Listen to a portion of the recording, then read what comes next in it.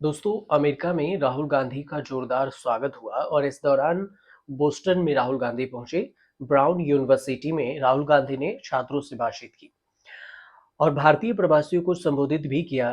जब राहुल गांधी विदेश जाते हैं तो भारत में सनसनी जरूर मच जाती है, विवाद भी होता है, बयानबाजी भी होती है। राहुल ने इस बार इलेक्शन कमीशन को कॉम्प्रोमाइज्ड बता दिया, जिससे भारत में हल्ला मचा हुआ है कि आखिर इलेक्शन कमीशन कॉम्प्रोमाइज कैसे है।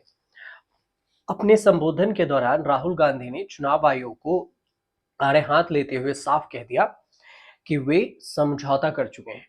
लोकसभा के नेता प्रतिपक्ष राहुल गांधी उन्होंने अमेरिका में महाराष्ट्र चुनाव के नतीजों पर भी सवाल उठाए। उन्होंने आरोप लगाते हुए साफ कहा कि सिस्टम में कुछ तो गड़बड़ है। राहुल गांधी का कहना हुआ कि ये बिल्कुल साफ है कि चुनाव आयोग ने समझौता कर लिया है और ये भी स्पष्ट है कि सिस्टम में कुछ गड़बड़ है।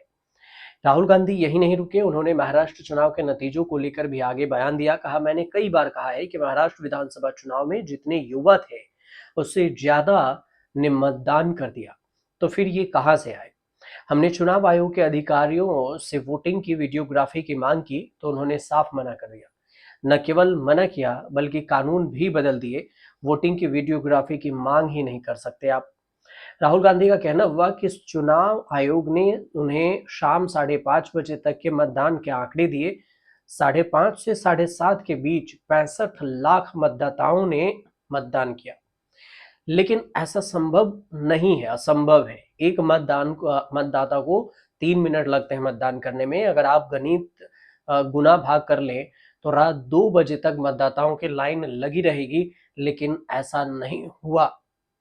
5:30 से 7:30 तक में 65 लाख लोगों ने वोट किया। राहुल गांधी ने उधर जवाब दिया और इधर राहुल गांधी के दावा मतदान उन आंकड़ों पर केंद्रित थे। राहुल गांधी के दावे उन आंकड़ों पर आधारित थे, जिन आंकड़ों पर केंद्रित थे वो उनके अनुसार से शारीरिक रूप से असंभव है। इसलिए उन्होंने कहा चुनाव आयोग ने समझौता कर लिया है और आरोप लगाया। राहुल गांधी के आरोप पिछले महाराष्ट्र विधानसभा चुनाव से जुड़े हुए हैं।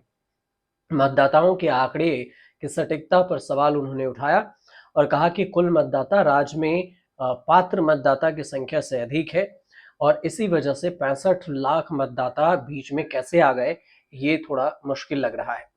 अब इस पर चुनाव आयोग ने भी जवाब दिया। चुनाव आयोग का जो दावा था राहुल गांधी का, उसे एक सिरे से खारिज कर दिया। चुनाव आयोग का कहना हुआ कि राहुल गांधी का महाराष्ट्र चुनाव में मतदान प्रतिशत बढ़ने का दावा गलत है और काल्पनिक है। फॉर्म 17C और कुल मतदान प्रतिशत में कोई फर्क नहीं है। हर बूथ पर फॉर्म 17C राजनीतिक दलों के एजेंट को दिया जाता है। चुनाव आयोग ने यह भी कहा है कि महाराष्ट्र में मतदान प्रतिशत में बढ़ोतरी से जुड़े सवालों और दावों को लेकर कांग्रेस को चुनाव आयोग पहले ही जवाब दे चुका है।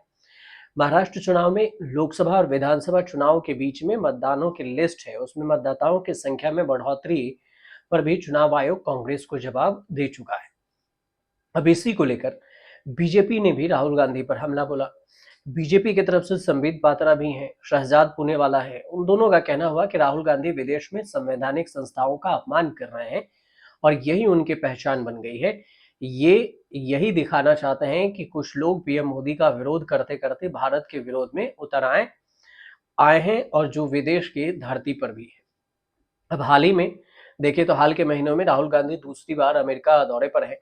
सितंबर 2024 में भी 3 दिन के लिए अमेरिका गए थे और इसके बाद नेता प्रतिपक्ष बनने के बाद भी राहुल गांधी ये पहली बार अमेरिका दौरे पर है। राहुल गांधी विदेश जाते हैं तो सरकार पर हमला करते हैं और पिछली बार भी यात्रा में उन्होंने भारत में मोदी सरकार द्वारा आरक्षण प्रणाली को खत्म करने की योजना का दावा किया था और उनके इस टिप्पणी के बाद ही सियासी गलियारों में तूफान मच गई थी, बयानबाजी हो रही थी। अब एक बार फिर से बयानबाजी हो रही है।